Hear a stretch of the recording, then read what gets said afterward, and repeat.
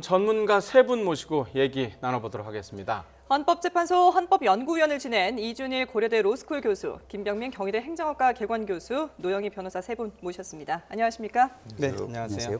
자, 먼저 이 교수님한테 질문을 좀 드리겠습니다. 오늘 다 끝나고 말입니다. 권성동 위원장이 이런 얘기를 했어요. 촛불의 승리도 아니고 태극기의 패배도 아니다. 우리 모두의 승리이고 또 우리 모두의 패배다. 인데요. 자, 헌정사상 처음 있는 일 아닙니까? 이게 참 사실은 역사적으로 참 뼈아픈 일 아니겠습니까? 어떻습니까? 대통령의 헌법과 법률 위반을 확인한 것이고 그 예. 헌법과 법률 위반의 중대함을 또 확인한 자리이기 때문에 사실 뭐 기뻐할 일만은 아니고 대통령을 파면하는 이런 일에 저희가 앞으로 다시는 이와 같은 일이 반복돼서는 안 되겠다. 그리고 얼마나 헌법이 중요하고 그 선고문에서 나와 있듯이 헌법이야말로 국가기관의 존립 근거다. 그리고 국민은 바로 그 헌법을 만들었다라고 하는 그 내용들을 볼 때에도 네. 이 헌법적 가치 그리고 특히 국가기관이 헌법적 가치를 수호하는 것 그리고 국민들이야말로 그 헌법적 가치를 위반한 이 고위공직자들에 대해서 또 저항할 수 있다라고 하는 점 이런 점들을 확인하는 그런 자리가 아닌가 싶습니다. 예.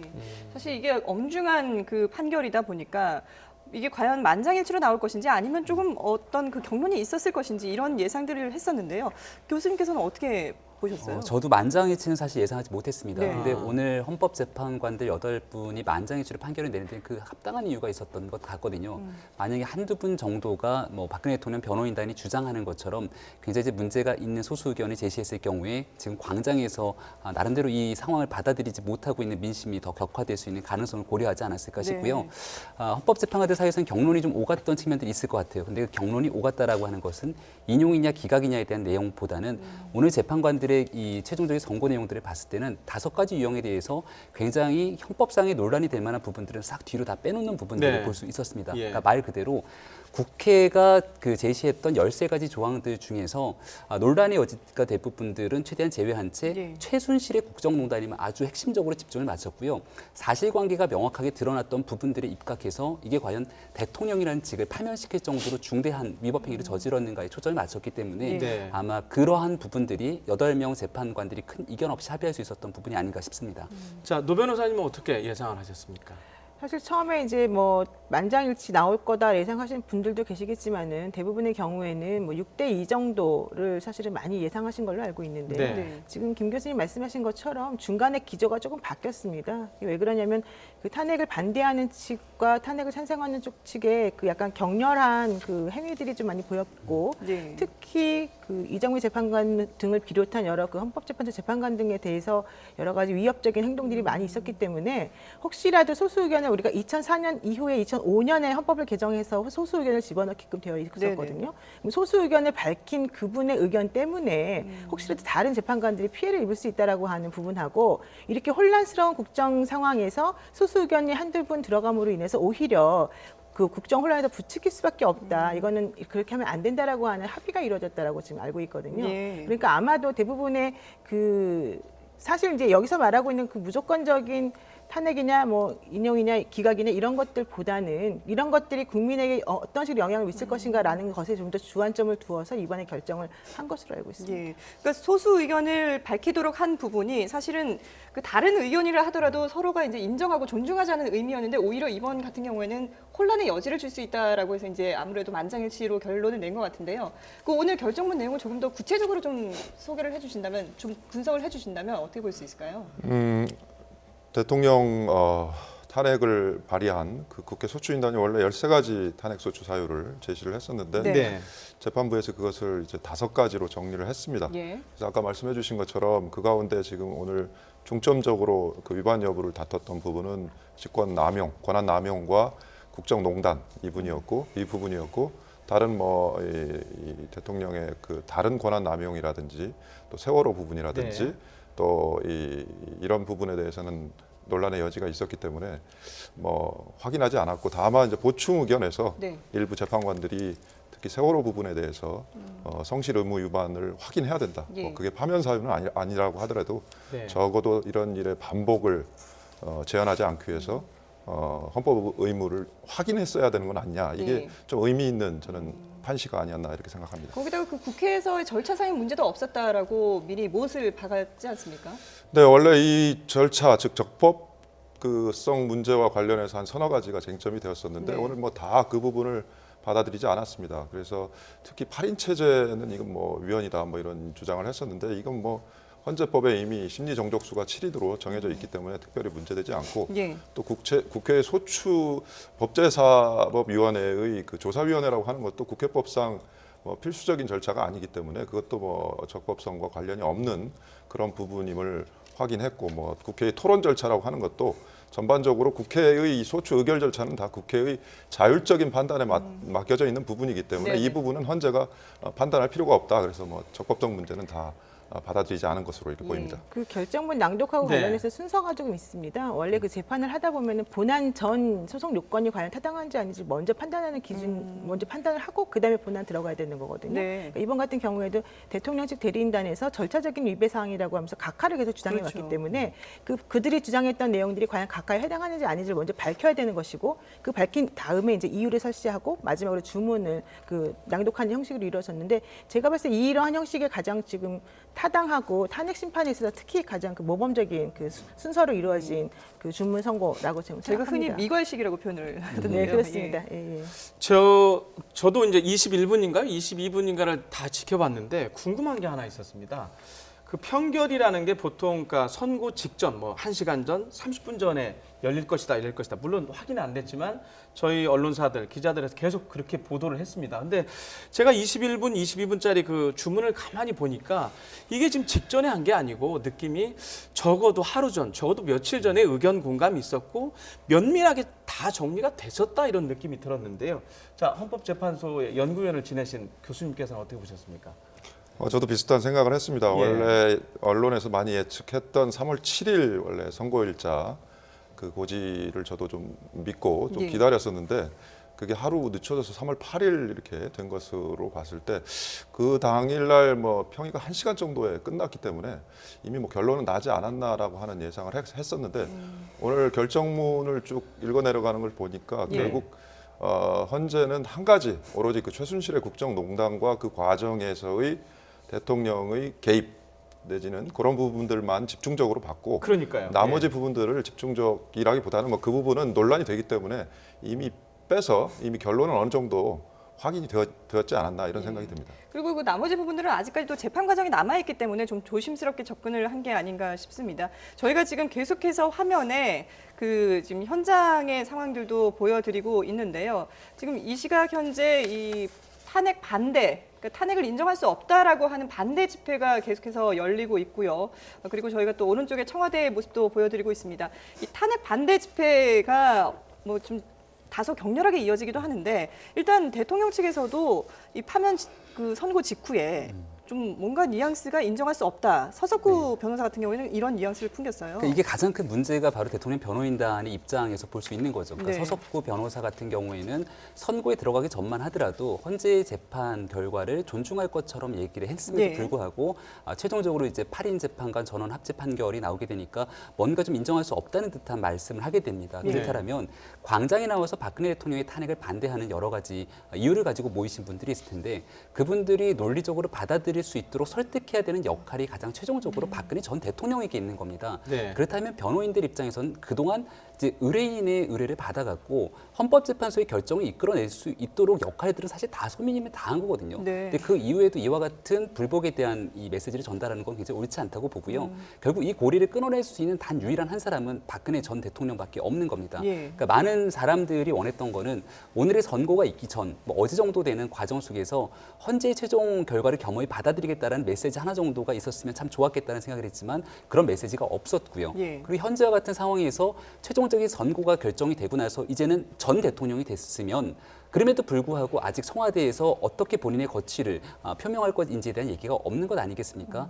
그러니까 말 그대로 본인 입장에서는 받아들이기 어렵겠다라는 상황으로 저는 개인적으로 해석이 되는데 그런 부분들을 다 떠나서 지금 양극단에 처해져 있는 이 상황을 극복하고 통합의 미래로 가기 위해서 해야 되는 마지막 소명과 사명을 가지고 있다면 그건 박근혜 전 대통령이 청와대를 떠나고 나오는 그 과정 속에서 본인을 지지하고 그동안 나름대로 현재까지도 헌재 판결을 인정하지 못하는 사람들을 위해서 과거를 덮고 미래로 가기 위한 그런 메시지가 좀 절실하다 이런 말씀 드리고 해야 싶습니다. 된다라는 당위성은 있지만 그러면 과연 박근혜 대통령이 그런 선택을 할까요? 어떻게 보세요? 현재까지로 봤을 때는 할 확률이 굉장히 낮아 보이고요. 예. 그럼 박근혜 네. 대통령이 하지 않는다라면 두 번째로 그 역할을 맡아야 되는 사람들이 있는데 바로 자유한국당이라고 하는 집권 여당이 이제는 되지 않은 과거의 집권 여당의 의원들이 될 거거든요. 예. 오늘 임명진 비대위원장 같은 경우는 겸허히 받아들이고 사과에 대한 메시지는 냈지만 임명진 위원장은 자유한국당 내에서의 말 그대로 비상대책위원장일 뿐이지 전체 의원들로 봤을 때 자유한국당의 핵심 강경파 친박 의원들에 대한 메시지를 전달할 만한 힘이 없습니다. 예. 그렇기 때문에 그동안 이 사건을 밖에 광장에서 굉장히 사람들과 함께 좀 극렬하게 이끌었던 친박계 의원들의 두 번째 정치적 메시지가 절실한 상황입니다. 저도 지금 저 현장 영상을 보고 있는데 저 안국역 근처지 않습니까? 네. 지금 벌써 그 어르신들 두 분이 희생이 되셨단 말입니다. 저걸 끊을 방법은 교수님 말씀대로 그런 방법이 좀 있지 않나 싶은데 일단 자, 노 변호사님. 네. 그 박근혜 대통령 전직 대통령이 이제 오늘 관저를 떠날 것이냐 말 것이냐도 관심이었는데 조금 전에 전해진 속보는 이제 오늘 떠나지 않는다라는 겁니다. 뭐 이게 법률적으로 이게 처음 있는 일이라 어쩐지 모르지만 어떻게 봐야 됩니까, 이거를?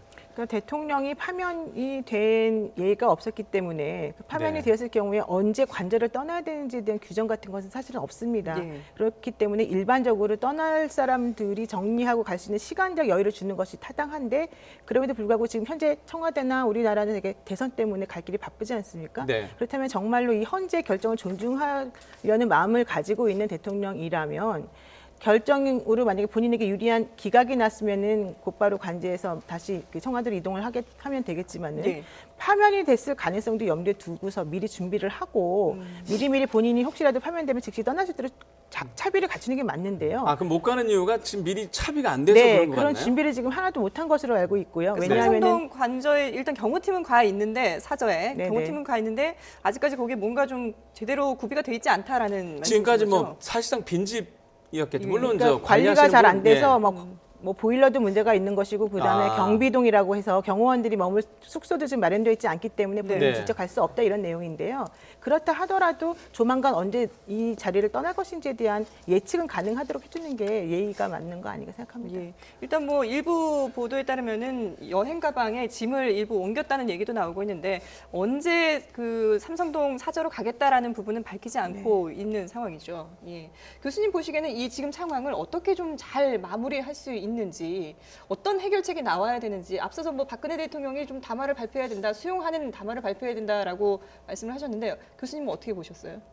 뭐 이 결정이 나기 전부터 뭐 승복을 하느냐 마느냐에 관해서 뭐 서로 말다툼도 있었고 그랬는데 사실 뭐 승복이라는 말은 뭐 반드시 그 정치적 행위의 경우에는 뭐 그렇지만은 이건 먼저 법적인 행위이기 때문에 충분히 뭐 다른 생각이 있을 수 있고 이론이 있을 수 있기 때문에 네. 거기에 대해서는 뭐 충분히 의사 표현은 가능하다고 생각합니다. 뭐 헌법 이 문제가 됐기 때문에 헌법을 돌이켜 보면 헌법에 또 표현의 자유, 언론 집회, 결사의 자유가 있기 때문에 뭐 자신의 의사를 표현하는 것은 문제가 없겠지만 이제 폭력적인 방법으로 자신의 의사를 표현하는 것은 좀 이제 지양돼야 된다. 그래서 네. 지난번 촛불 집회에서 보여줬던 것처럼 그 정말 평화적으로 1,500만이 넘는 시민들이 이 자신들의 의사를 펼쳤던 것처럼 뭐 반대하는 의사의 경우에도 이런 평화적인 방법으로 의사를 표현하고 그 과정에서 이제 서로 이제 의견의 일치를 모아가는 과정이 뭐 필요할 것 같습니다. 뭐 당장 이 문제가 예. 해결되리라고 보지는 않습니다. 오늘도 그렇고 며칠 전서부터 이 승복이라는 단어가 나오는데요. 승복. 이게 저는 이게 법률적으로 맞는 말인지 좀 그 일부에서 그런 얘기가 있습니다. 이게 단심제고 이게 승복이라는 말을 굳이 할 필요가 있느냐는 부분이 있는데 어떻게 보십니까?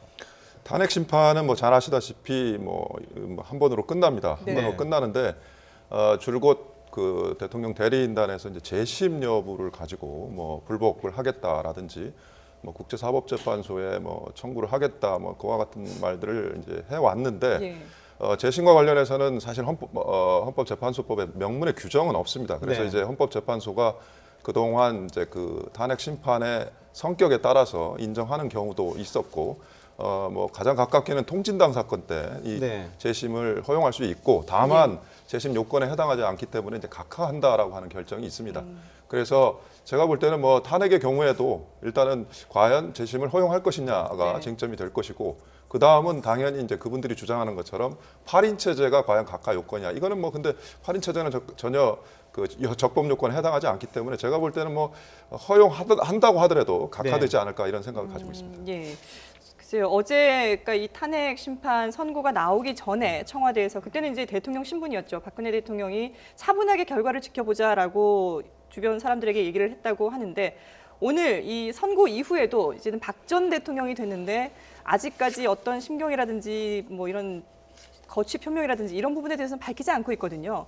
지금 이 시각 청와대에서 과연 어떤 생각을 하고 있을지 여러 가지 의문점도 드는데 개인적인 인생으로 본다면 박근혜 대통령, 전 대통령의 이 인생사가 상당히 굴곡 있는 그런 인생 아니겠습니까? 그러니까 아마 청와대에서 두 번을 그러니까 본인의 의지와 상관없이 떠밀리쳐 나오게 되는 상황을 두 번 다 그렇게 겪었던 됐군요. 초유의 대통령이 예. 된 건데요. 그러니까 1974년도 같은 경우가 아마 박근혜 전 대통령 입장에서는 굉장히 그 큰 굴곡을 겪었던 사건이겠죠. 유경수 네. 전 여사의 서거로 인해서 네. 그리고 그때부터 79년까지 퍼스트레이디의 대행 역할을 했던 것 아니겠습니까? 예. 그리고 79년도 같은 경우가 11.6 사건으로 인해서 결국은 청와대에서 말 그대로 본인의 자유와 상관없이 나오게 됐었던 경우를 겪었죠. 네. 그리고 나서 이제 1998년도에 보궐선거로 다시 당선되기 전까지는 이제 나름대로 좀 숨겨진 시간들을 보냈던 거거든요. 그러니까 굉장히 화려하게 98년도 보궐선거에 당선됨으로 인해서 뭐 한나라당 당대표를 지내기도 했고 네. 여러 가지 정치적 그 성장의 과정들을 겪어왔지만 뭐 여러 가지 또 2006년도 같은 경우는 커터칼 피습 사건으로 굉장히 정치적인 어려움을 겪기도 했고요. 2007년도에는 거의 뭐 다 된 것 같은 선거를 또 이명박 전 대통령과 경선에서 지기도 했었었고 결국은 2012년도에 대한민국 최초의 여성 대통령 그리고 100% 국민 대통합 그 정부를 만들겠다라는 그런 취지로 과반이 넘는 투표율로 당선됐던 굉장히 이례적인 상황을 그러니까 연출했는데 선거의 여왕이라는 그러게요. 그렇죠. 예. 그래서 지금까지 굉장히 있었지 굴곡이 않습니까? 있었는데 결국은 정치 여러 가지 인생 역점 속에서 마지막에 남겨진 이 업적이 대한민국 헌정 역사에 탄핵당한 초유의 대통령이라는 기록이 남게 됐기 때문에 박근혜 전 대통령 개인으로서는 굉장히 아쉬운 일이겠지만 저는 헌법재판소 이번 판결 과정이 의미를 갖는다라는 이유 중에 하나는 결국은 헌법이 부여한 그 권한을 가지고 대통령이라고 한들 네. 이것들을 함부로 남용했을 경우에 겪게 되는 마지막 과정들에 대해서 앞으로 있을 정치인들에게 보내는 새로운 메시지가 아닌가라는 생각도 듭니다. 근데 이번 그 예. 결정을 통해서 네. 결정문에 나와서 굉장히 중요한 사항인데요. 사실은 대통령이 그동안 담화문에서 약속했던 것을 지키지 않았다라고 하는 네. 그 부분이 부분도 있었죠. 직권 남용만큼이나 중대한 탄핵 사유로 지적이 됐었거든요. 예. 근데 이제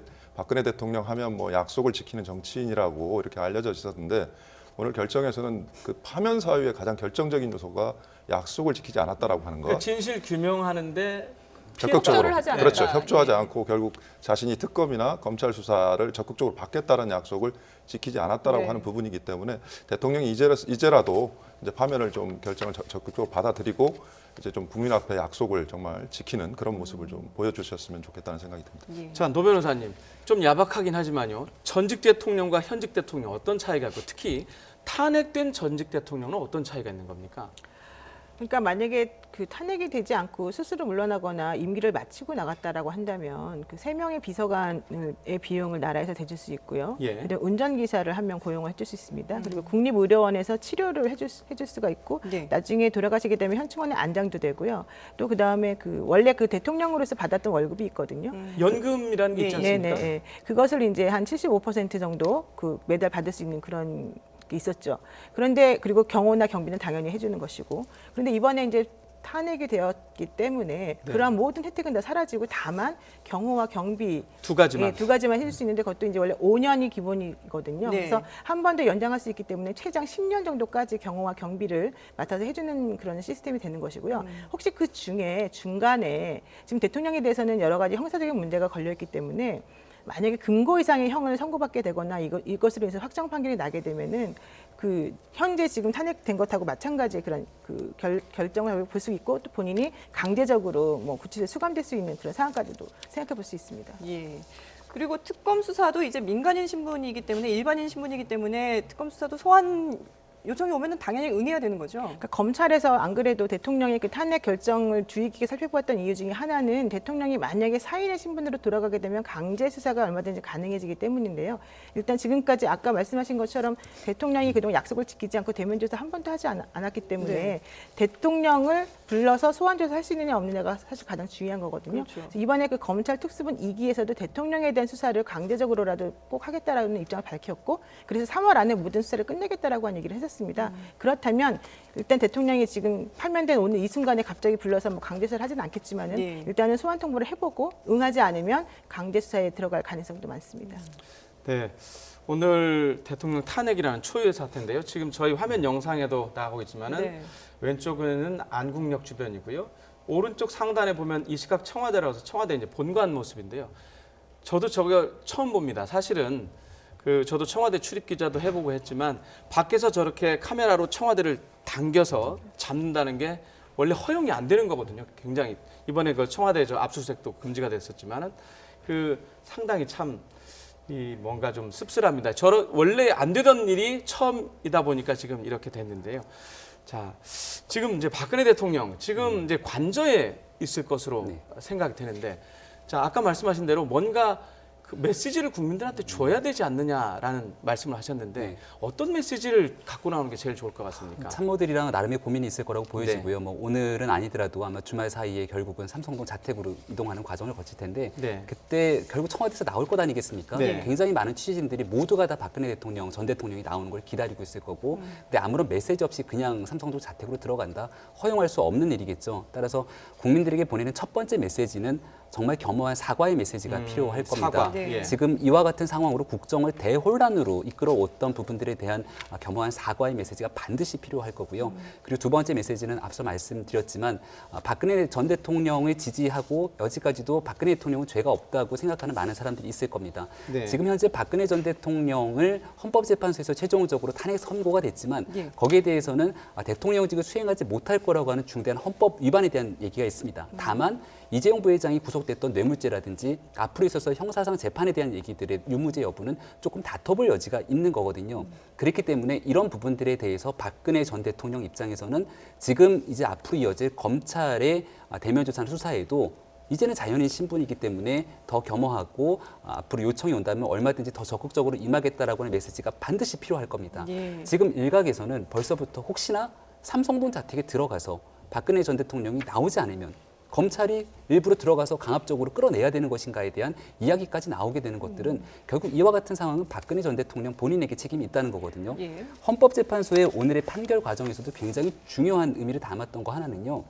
박근혜 전 대통령이 단순하게 어느 시점 한 번에 헌법과 법률을 위반했다 그래서 그 사람을 대통령으로도 파면시킨 게 아닙니다. 왜냐하면 기간으로 봤을 때는 대통령직 전반에 걸쳐서 이러한 일이 일어났고 여기에 대한 문제 제기가 있었음에도 불구하고 이것들을 인정하지 않고 어떻게든 덮으려고 했던 문제들을 굉장히 깊이 직시를 했는데요. 네. 거기에 대한 마지막 이유로서 청와대의 압수수색을 거부하고 국민들에게 검찰의 조사에 성실히 응하겠다, 특검의 수사까지도 응하겠다고 했음에도 불구하고 이걸 하지 않았던 부분들이 헌법 수호의 의지가 없다고 판단한 겁니다. 예. 여기에 대해서 이제 박근혜 전 대통령이 겸허하게 이런 모든 것들을 받아들이고 앞으로 있을 그 검찰의 수사에도 성실히 응하겠다는 메시지가 반드시 필요할 겁니다. 예. 저는 이제 여기에 좋은 말씀인데 추가하고 싶은 게 한 가지 있는데요. 지금 현재 대통령 대리인단들의 행동이 사실은 매우 도를 넘어서고 있고 특히 법치주의 근간을 흔들고 있습니다. 네. 변호사들이라고 하는 사람들이 결국에는 법을 지키지 말라라는 식으로 국민들을 선동하고 있는 거거든요. 근데 이런 것을 막아줄 수 있는 사람은 박근혜 대통령이거든요. 예. 그러니까 박근혜 대통령 스스로가 많이 억울하고 그런 거는 개인적인 감정으로 묻어두고 국정을 혼란시키지 않고 안정시키기 위해서라도 자신의 대리인단들에게 그런 그 선동적 발언을 하는 것을 좀 삼가게 하고 본인이 좀 더 사건을 좀 정리하는 식으로 나가는 게 맞지 않을까 생각합니다. 그 말씀이 나오셔서요. 네. 그 재판 과정에서 보면 그 대리인단이 대통령하고 직접적인 접촉이 그렇게 많지 않았던 것 같아요. 그렇다면 지금 대통령 대리인단이 하는 말들이 대통령이 정확한 뜻인가에 대한 그 의문이 생기거든요. 어떻게 보십니까? 그 말씀이 정말 정확한 지적이신데요. 실질적으로 대통령이 소통의 부재 때문에 여기까지 왔다라는 게 사람들의 대다수 인식인데 이번에 대통령 대리인단들과 대통령 간의 교류도 없었던 것으로 사실은 많이 인식하고 있거든요. 예. 그 양측이 만나는 것 자체가 기사가 기사화됐죠. 되더라고요. 이게 원래 자주 소통을 하면서 이렇게 대응책도 세우고 어떻게 할 것인지 뭐 해야 되는데 그 자체가 자체가 기사가 됐다는 거는 그렇게 만남이 많지 않았다는 거 아니겠습니까? 그러니까 그 대통령 대리인단들이 스스로의 생각에 빠져서 우리 대통령을 위해서 내가 이렇게 해야 된다라는 생각을 가지고서 개별적으로 행동을 하면서 여기까지 지금 오게 된 것 같아요. 예. 근데 그런 것들을 대통령이었다면 현재 지금 파면된 거는 뭐 본인이 받아들일 수 없을지 모르겠지만 네. 그럼에도 불구하고 본인이 전직 대통령이었다는 사람으로서 할 수 있는 행동은 이런 식으로 행동하지 말아달라고 하는 메시지를 먼저 전달하고 직접적으로 통제를 좀 해주는 게 맞겠죠. 예.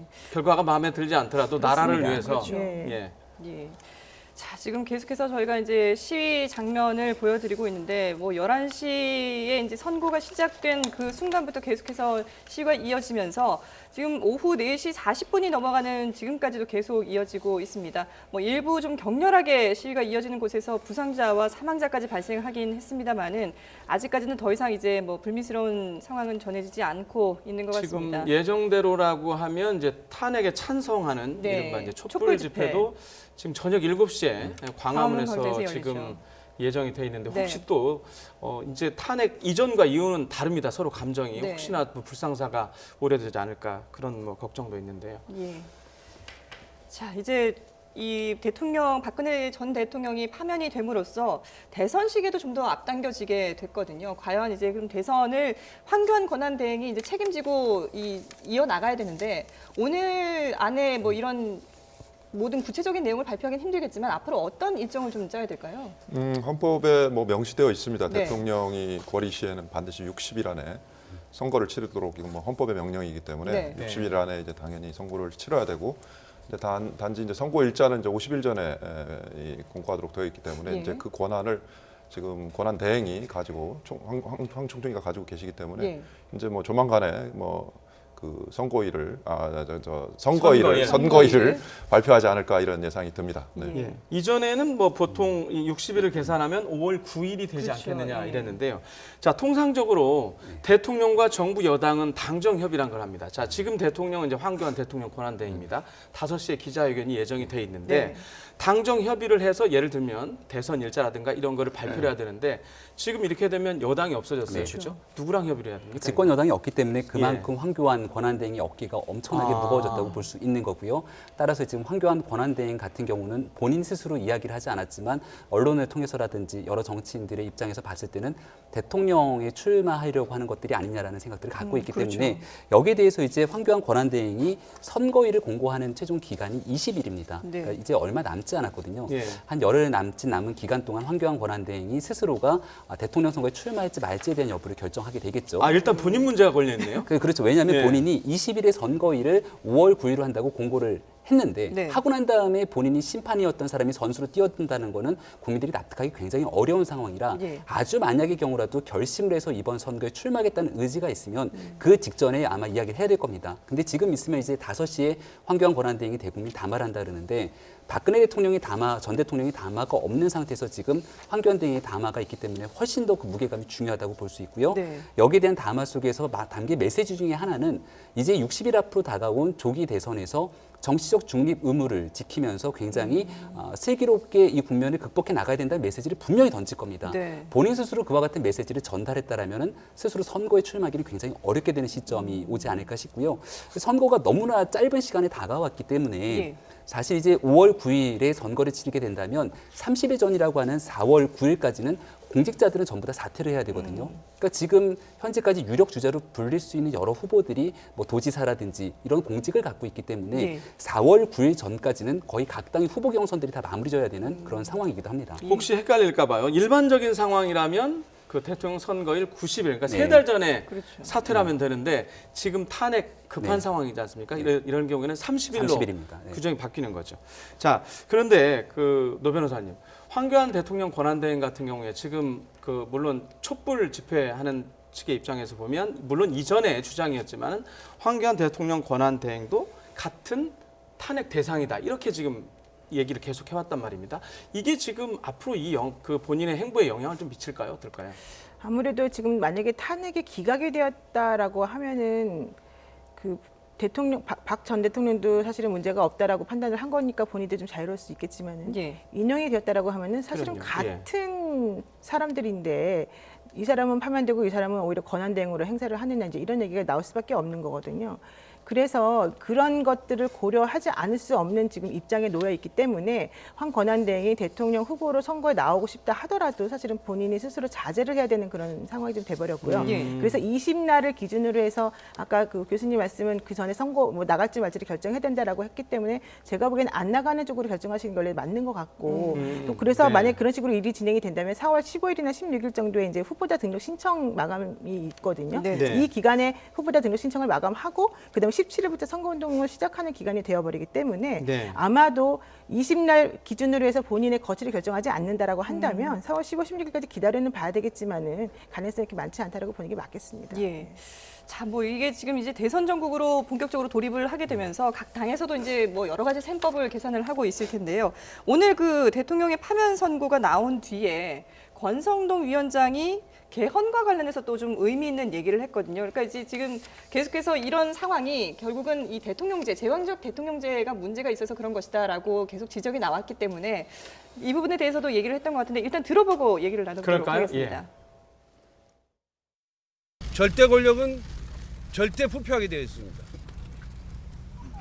이제 87년 제정된 이 헌법 체제로서는 더 이상 대한민국을 운영하기가 어렵게 됐다라는 것이 이번 최순실 사태를 통해서 여실히 드러났다고 생각합니다. 이제 분권형 개헌이 필요합니다. 개헌을 통해서 대한민국의 통치 체제를 바꾸고 모두가 상생하고 협력하는 정치를 만들 수 있도록 해야 한다는 것이 정치권의 임무로 부여받았다 이렇게 생각을 합니다. 예. 이 교수님 보시기에는 지금 당장 사실 선거 전에 개헌을 한다는 건 물리적으로 불가능한 일인 것 같고요. 앞으로 이 개헌에 대해서 어떤 논의가 있어야 된다고 보십니까? 이미 뭐 그 국회의 그 개헌 특위가 지금 가동을 하고 그렇죠. 있고 예. 아마 주로 이제 뭐 정부 형태를 포함해서 헌법 전반에 관해서 지금 논의가 있는 걸로 알고 있습니다. 네. 그러나 권성동 위원장의 발언은 좀 생뚱맞다는 느낌이 좀 들었습니다. 지금 탄핵 국면에서 네. 개헌을 얘기한다라고 하는 것은 지금 적절한 발언은 아니었던 것 같고요. 물론 이제 개헌 저도 논의 사실은 그렇게 느꼈는데요.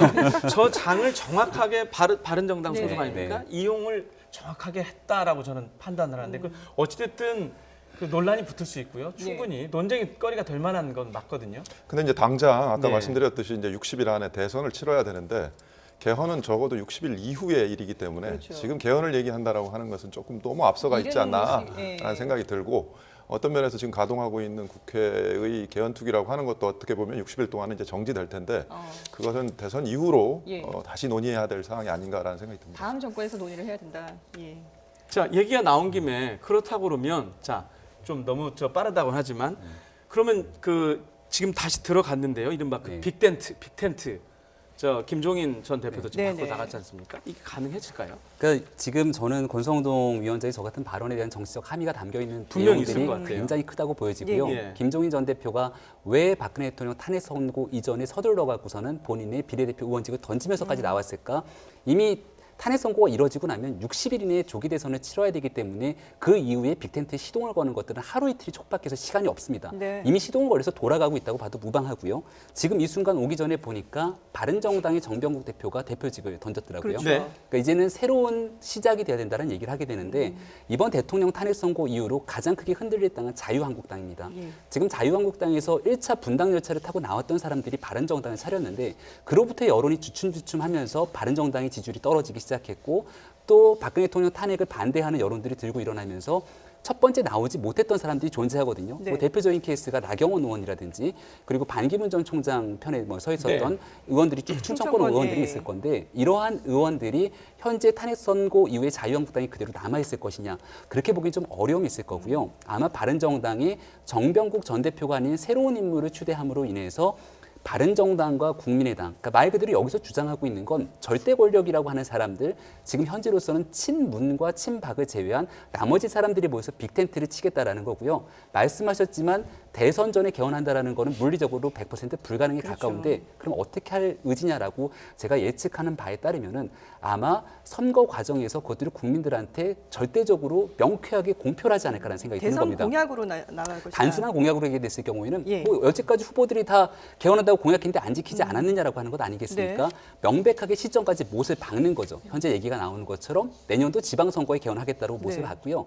단순하게 그 정도로 끝나는 게 아니라 이번 조기 대선은 역대 대선과는 아주 다른 케이스가 당선 이후에 바로 집권하게 되는 그 예비 내각이 너무나 중요한 상황이기 때문에 대통령 혼자만의 후보를 내세우는 게 아니라 대통령과 권성동 위원장이 얘기했던 분권형이라는 얘기처럼 분권형 총리는 누가 할 것인지에 대해까지 명백하게 못을 받고 국민들에게 선택을 받는 과정들을 거치지 않을까? 그러면서 각 당의 역할과 연정에 대한 얘기들까지 모든 것들을 명쾌하게 공약으로 내걸고 국민의 선택을 받는 과정들을 거치지 않을까라는 생각이 듭니다. 예. 자, 말이 나온 김에요. 그 이번에는 정상적인 절차가 아니기 때문에 그렇죠. 지금 앞으로 이제 60일 동안 이제 선거 기간이 있는데요. 그 사이에 중립 내각이 있을 거고. 다만 바로 누군가 당선이 되면 바로 내각이 돌아가야 된단 말입니다. 그래서 예전과 달리 이른바 그 예비 내각을 갖고 들어가야 되는 거 아니냐라는 말이 지금 계속 나오고 있는데 그 부분은 어떻게 보십니까? 그러니까 이게 그렇기 때문에 그 섀도우 캐비닛이 굉장히 중요하다는 얘기를 하고 있는 거고요. 네. 그렇기 때문에 제3지대에서 나름대로의 판을 그리고 있는 사람들 입장에서는 여기에 단 한 사람의 절대 권력이 대통령이 아니라 어떤 당에서의 대통령이 나오게 되면 어떤 당에서는 분권형 총리가 나올 수도 있는 것이고 경제 분야는 누가 담당할 것이며 외교와 안보에 대한 분야는 누가 담당할 것인지를 그림을 그리기가 굉장히 수월할 겁니다. 근데 단순히 정치공학적인 관점에서 봤을 때 여기서 가장 불편하게 받아들일 수밖에 없는 당은 더불어민주당이거든요. 현재 문재인 전 대표 같은 경우는 대세론을 형성하는 과정에서 캠프가 굉장히 거대하죠. 그렇죠. 근데 이와 같은 상황에서 국민들 앞에 누가 총리를 할 것이고 누가 장관할 것이고 지난번에 한번 이 사설 정보지 같은 곳에서 한번 돌지 않았습니까? 그런 얘기들이. 네. 그 순간부터 문제가 생겼던 것처럼 함부로 누군가를 지명하기는 굉장히 어려움이 있는 상황일 거거든요. 예. 그렇다면 아마 김종인 전 대표와 제3지대에서 빅텐트를 그리고 있는 사람들이 생각하는 설계도와 더불어민주당의 문재인 전 대표와의 접점이 이제 한번 이번 조기 대선에서 바라봐야 되는 굉장히 중요한 대목으로 보여집니다. 당장 선관위에서는 오늘부터 이제 그 대선 예비 후보 접수를 받고 있는데 지금 뭐 오늘도 여론조사 결과가 나왔습니다. 사실 뭐 지지율 변동이 크게 있지는 않고 문재인 대표 전 대표가 1위를 압도적인 1위를 계속 이어가고 있고요. 그리고 안희정 지사가 그 뒤를 바짝 쫓고 있는데 말씀하신 이런 빅텐트가 과연 앞으로 어떤 이 지각 대선 지각에 뭔가 좀 큰 변동이 있을 수 있을까요? 지금 뭐 그분들이 얘기하고 있는 것은 기본적으로 문을 제외한 나머지 사람들끼리 연정하자, 우리끼리 대동단결하자 이런 거 아니겠습니까? 네. 근데 얼마 전에 그 미국에서 있었던 대통령 선거에서 가장 그 검색어로 1등했던 사람이 결과적으로는 당선이 됐다. 이것 때문에 우리나라 같은 경우도 이번에 구글 검색어로 해보니까 빅데이터를 예, 누구누구가 이제 당선 가능성이 높다. 그래서 첫 번째 나온 사람이 문재인 후보였거든요. 근데 이분 같은 경우에 지금 2주 연속 1위 자리를 놓치지 않고 있다라고 얘기하고 오히려 안희정 지사하고는 지금 많이 격차를 벌이고 있는 지금 중이거든요. 예. 그렇다면은 지금 나머지 그 민주당을 제외한 나머지 당 사람들이 빅텐트를 꾸려서 무언가를 해보려고 한다 하더라도 그것이 갖는 의미가 얼마나 클지는 사실은 잘 모르겠습니다. 제가 보기에는 그게 그렇게까지 크지 않을 가능성이 사실은 조금 있거든요. 예. 이제 그리고 또 더 중요한 거는 빅텐트를 꾸린다는 게 말이 사실 쉽지. 그것을 실질적으로 꾸리고 제대로 이 경선 룰이나 뭐 자기네들끼리 내부적으로 교통 정리하는 것이 쉽지 않거든요. 예, 예. 그래서 현재로서는 희망사항이고 그런 식으로 가려고 하겠지만은 과연 그것이 얼마나 잘 될 것인가에 있어서는 아마도 고개를 갸우뚱할 수밖에 없지 않나. 출발부터가 서로 다른 당이기 그렇습니다. 때문에 이게 이제 하나로 의견을 모으기가 쉽지 않을 거라는 말씀이신 거죠. 뭐 충분히 예리가 있는 예. 말씀이고요. 그렇기 때문에 성공에 대한 가능성에 대해서 회의적으로 보는 사람들도 있습니다. 네. 다만 여기에서 이제 볼 수 있는 거는 현재 국민의당 경선이 좀 삐그덕거리고 있는 것도 사실이고요. 예. 바른정당 같은 경우는 유력한 대권주자 2명에 대한 지지율 합의 5%를 넘지 못하고 있기 그렇죠. 때문에 국민들로 외면받고 있어서 이와 같이 현재 정당의 경선 구도로 가게 됐을 경우에 선거에서 승리할 수 있는 가능성이 있냐라는 문제 제기가 있을 겁니다. 이제 김종인 전 대표가 합류하기 시작하면서 새 판짜기의 판을 좀 흔들기 시작하고요.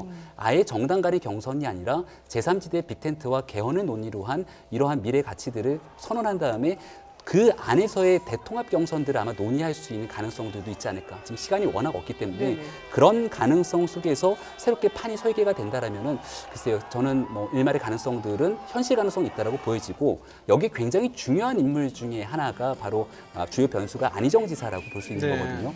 제3지대 빅텐트를 설계하기 받겠다고 하는 사람들의 고정적인 생각은 더불어민주당의 후보는 문재인 전 대표가 된다는 관념을 갖고 있는 겁니다. 그 근데 전제하에서 얘기를 그 전제하에 하고 나오는 있는 거죠. 예. 안희정 지사가 만약에 더불어민주당의 후보가 되면 이러한 논의는 다 없어지는 거예요. 네. 근데 안희정 지사 같은 경우가 현재까지 굉장히 낮은 지지율에서 근 20%가 넘는 지지율을 쭉 끌어당기는 힘에는 중도 보수의 적극적인 지지가 있었는데 네. 네. 이러한 사람들이 과연 여전히 안희정 지사를 지지할 것이냐 아니면 중도 보수의 빅텐트로 다시 방향을 선회할 것인가가 우리가 좀 지켜봐야 될 대목으로 볼 수 있습니다. 지금 말씀을 들어보면 이제 탄핵이 결정이 됐지 않습니까? 이 이후에 실시가 되는 그 여론조사 결과를 좀 면밀하게 좀 봐야 될 것 같고요. 자, 저는 그 지금 뭐 정치권 얘기를 하고 있는데 그 수사 얘기가 좀 갑자기 좀 생각이 났는데요. 그 당초 예상을 하기를 특검 그 연장 부분이 논란이 될 때 특검을 연장을 해주지 않고 검찰 쪽으로 이 수사의 주체가 넘어가면 수사의 강도가 그렇게 세지 못할 거다라고 예상을 많이 했었습니다.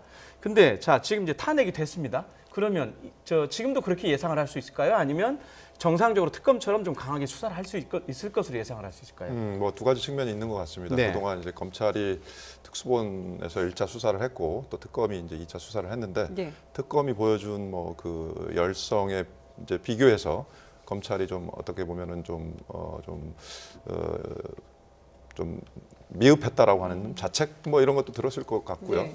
그래서 그런 의지가 아마 또 좀 더 올라갔을 거라고 생각이 들고 지금 말씀하신 것처럼 이미 대통령은 이제 민간인이기 때문에 물론 이제 전직 대통령이긴 하지만 전직 대통령으로서 이제 아까 말씀하신 경호와 경비 외에는 또한 예우도 이제 받지 않기 때문에 예. 뭐 강제 수사라든지 특히 저는 이제 중요한 부분이 청와대 압수수색이 아닌가라는 생각이 들고요.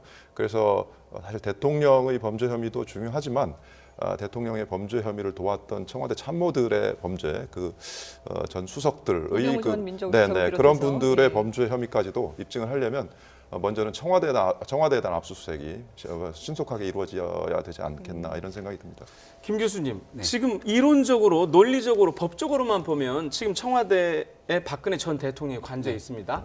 검찰에서 들어가서 수사를 할 수 있습니까? 강제 구인할 수 있습니까? 지금 현재 같은 상황에서 강제 구인은 좀 약간 논란의 여지가 있을 수 있을 것 같은데요. 일단은 지난번에도 예. 그 청와대 압수수색 영장을 발부받았음에도 불구하고 결국 이를 거부했던 게 경호실장과 비서실장 아니었겠습니까? 네. 예. 저는 지금 이제 박근혜 대통령이 파면당함으로 인해서 사인이 됐는데 여기서 가장 주목할 대목은 이 비서진들의 거취 여부거든요. 지금 현재까지는 박근혜 대통령이 다시 이 파면이 아니라 기각으로 인해서 대통령직에 돌아올 수도 있기 때문에 비서진들이 일괄 사임할 이유는 없었습니다. 네. 그럼에도 불구하고 그러네요. 지금은 네. 이제 파면이 된 상황이기 때문에 황교안 권한대행이 굳이 파면된 대통령이 비서진들과 함께 깊이 교류할 수 있는 확률이 되겠는가라고 하면 국가 안보에 관한 안보실을 제외하고 나머지 특히 뭐 경제수석이라든지 민정수석이라든지 이런 직위에 있는 사람들의 거취가 어떻게 될지가 굉장히 궁금하거든요. 예. 따라서 감히 예측 건데 네. 박근혜 대통령이 청와대를 떠남과 동시에 아마 그 주요 참모진들 특히 수석급 이상의 참모진들은 같이 이제 사의를 표명할 확률들이 높다고 보여지고요. 예. 청와대를 떠나고 이제 사저로 돌아간 이후에는 말 그대로 청와대의 주인이 없는 상황이기 때문에 네. 그때는 검찰이 압수수색 영장을 발부받아서 반드시 거기에서 일어났던 특히나 의무동이라든지 경호동에 있었던 여러 가지 출입 기록 등에 대한 부분들을 살펴볼 필요는 반드시 근데 있는 것 같습니다. 그거는 필요성은 있지만은 네. 현실적으로 지금 황교안 권한대행이 그 당시에도 즉 특검에서 압수수색을 할 당시에도 권한대행이었고 현재도 권한대행이지 않습니까? 신분은 그대로죠. 예, 그때 당시에 문제가 됐던 것은 권한대행의 문제가 아니라 비서실장과 경호실장이 막았었던 것이었거든요. 이번 같은 경우에 이들이 그대로 살아있다라고 한다면은 실질적으로 이 청와대에 들어갈 수 있는지 없는지를 확인해주고 승낙해줄 주체는 황 권한대행이 아니란 얘기였거든요. 그렇기 때문에 뭐 원칙적으로는 지금 이런 말씀도 가능할 수 있겠지만 제가 봤을 때는 그렇다고 해서 청와대가 그전에는 거부했던 것을 아무 명목 없이 대통령이 지금 파면됐다는 이유 하나만으로 청와대 압수수색을 허용해 줄 것인가? 그거는 좀 아닌 것으로 좀 판단이 됩니다. 그런데 아까 말씀하신 대로 지금 대통령이 없는데 청와대 직원들은 누굴 위해서 일을 해야 되나요, 지금? 그런 과정이 이제 생기는 거죠. 예. 말 그대로 청와대에 일상적으로 있는 뭐 파견 나와 있는 공무원들도 있겠지만 네. 일반적으로 돌아가는 직원들 같은 경우에는 어차피 60일 이내에 조기 대선이 치러지고 예. 새로운 대통령을 맞이할 준비를 해야겠죠. 하지만 정무직으로 임용된 공무원들 같은 경우에는 박근혜 대통령이 파면되는데 그 직위에 있을 하등의 이유가 저는 없다라고 보여지거든요. 특히 비서실장 같은 경우에는 본인을 임명해준 대통령이 파면됐는데 그 자리에 비서실장직을 유지한다는 것도 예. 넌센스이기 때문에 아마 수석급 혹은 뭐 그 이상 비서관급들은 전체적으로 나름대로 사의를 표명할 것으로 봅니다. 네. 자, 지금 황교안 권한대행이 지금 대국민 담화를 하기 위해서 이동을 하고 있습니다. 잠시 뒤에 대국민 담화를 네, 정확한 시간에 나오네요. 발표할 5시. 것으로 보이는데요. 예. 예. 자, 글쎄요. 2시 반부터 임시 국무회의를 주재를 했었죠. 네, 그렇습니다. 지금 어떤 내용으로 대국민 담화를 발표할지 많은 국민들이 지금 촉각을 곤두세우고 있습니다. 뭐 황 권한대행도 이 상황이 상당히 착잡하게 느껴질 것 같습니다. 네, 본인이 쥐어진 어깨가 굉장히 클 거고요. 네. 지금 뭐 북한 같은 경우는 끊임없는 도발을 감행할 수도 있는 상황이고 국제적으로 사드 문제 때문에 중국과의 관계도 굉장히 어려운 상황이고 네네. 경제 문제까지 그나마 이제 오늘 주식시장의 상황들을 보게 되니까 11시 탄핵 선고를 기점으로 하락하던 장이 좀 상승세로 돌아서더라고요. 예. 자, 인사합니다. 들어보겠습니다. 존경하는 국민 여러분, 오늘 대통령에 대한 탄핵 인용 결정이 있었습니다. 우리 헌정 사상 처음으로 탄핵 심판에 의해 대통령이 고립되는 상황에 직면하였습니다. 참으로 안타깝고 참담한 심정입니다. 이러한 사태가 초래된 데 대해 무거운 책임감을 느끼며 국민 여러분께 진심으로 송구스럽다는 말씀을 드립니다. 정부는 그 어느 때보다 비상한 각오로 국정에 임하겠습니다. 국민 여러분, 지난 몇 달간 우리 사회는 심각한 갈등과 대립 속에 처해 있었습니다. 주말마다 도심 한가운데서는 국민들이 둘로 나뉘어 대규모 찬반 집회가 벌어졌습니다. 국민들 사이에 반목과 질시의 골은 시간이 갈수록 깊어지고 심지어 서로를 적대시하는 현상까지 나타나고 있습니다. 너무도 안타까운 일이 아닐 수 없습니다. 오늘 헌법재판소의 결정은 헌법과 법률에 따라 내려진 것입니다. 대한민국은 법치주의를 근간으로 하는 자유민주 국가입니다. 우리 모두가 헌법재판소의 결정을 존중해야 하겠습니다. 지금도 도저히 납득할 수 없고 승복하기 어렵다는 분들도 계실 것입니다. 그러나 이제는 수용하고 지금까지의 갈등과 대립을 마무리해야 할 때입니다. 비록 생각과 방식은 다를지 모르지만 촛불과 태극기를 든 마음은 모두가 나라를 걱정하는 애국심이었다고 저는 생각합니다. 더 이상 장외 집회를 통해 갈등과 대립을 확대하는 이런 일은 바람직하지 않습니다. 오늘 시위 과정에서 소중한 생명을 잃는 참으로 안타까운 일이 발생했습니다. 앞으로 더 이상 이런 희생이 있어서는 안 되겠습니다. 또한 사회 질서를 위협하는 돌발 행동도 결코 있어서는 안 될 것입니다. 이제는 서로의 마음을 헤아려주고 상처를 달래며 차가워진 손을 맞잡아야 할 때입니다. 존경하는 국민 여러분, 지금은 엄중한 국가적 위기 상황입니다. 북한의 핵과 미사일 위협, 급변하는 국제 정세, 국내외 경제의 불확실성, 그리고 민생 불안 등으로 우리는 복합적 어려움을 겪고 있습니다. 더욱이 이제 60일이라고 하는 짧은 기간 안에 새로운 대통령을 선출해야 합니다. 위기는 하루빨리 극복하고 국정은 조속히 안정되어야 합니다. 혼란을 넘어서 화합이 바탕이 되지 않으면 국정안정과 공정한 대선 관리는 이룰 수가 없습니다. 정부는 비상 상황 관리와 대처에 혼신을 다하겠습니다. 굳건한 안보를 바탕으로 대외 관계의 불안정성이 커지지 않도록 관리해 나가겠습니다. 또한 경제와 금융의 리스크 요인에 신속히 대응해 나가겠습니다.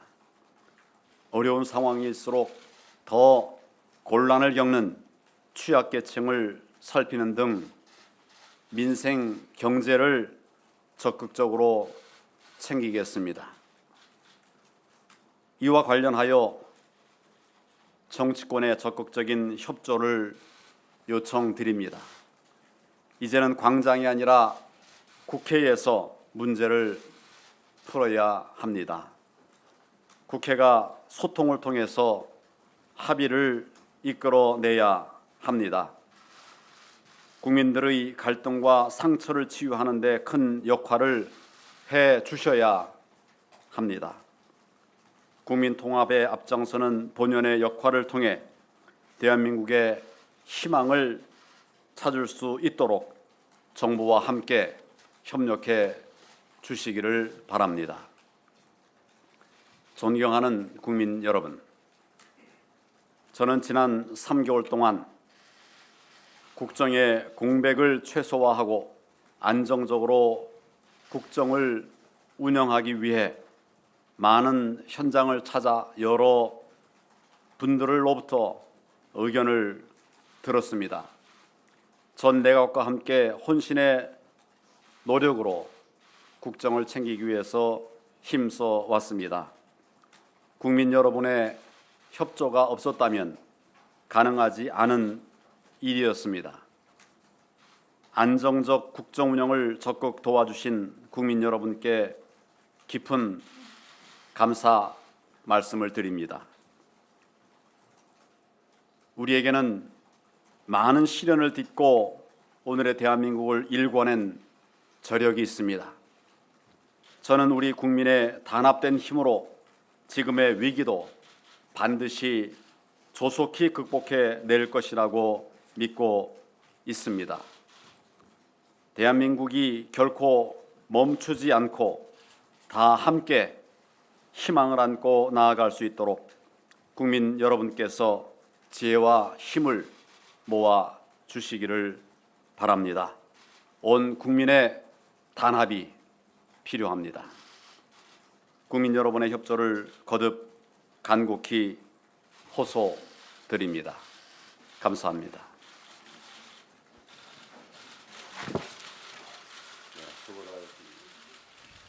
이상으로 황교안 대통령 권한대행의 대국민 담화 발표를 예, 지금 모두 일문일답을 마치겠습니다. 받지 않고 그렇죠. 발표만 하고 지금 바로 갔죠? 네, 황교안 권한대행의 대국민 담화를 들어보셨는데요. 뭐 앞서 저희가 좀 예상한 대로 일단 갈등을 봉합하고 안정적인 국정 운영을 위해서 최선을 다하겠다 이런 의지를 밝혔죠. 네, 맞습니다. 표정이 이제 엄숙했는데 네. 이를 위해서 결국은 두 군데에다 당부를 한 거거든요. 첫 번째는 여야 정치권의 합의와 노력이 가장 절실하다는 거고요. 두 번째는 이제 양극단으로 갈라져 있는 국민들이 마음을 모아서 이제는 60일 이후에 치러지는 조기 대선에서 정말 미래를 보고 나아가야 된다는 엄중한 메시지를 전달한 것 같고요. 네. 조기 대선에 대한 이야기까지 담은 걸 보니까 앞서 우리가 얘기했던 것처럼 황교안 권한대행이 이 엄중한 상황에서 출마할 확률은 굉장히 또 낮아 보인다 이런 생각까지 듭니다. 예. 예, 알겠습니다.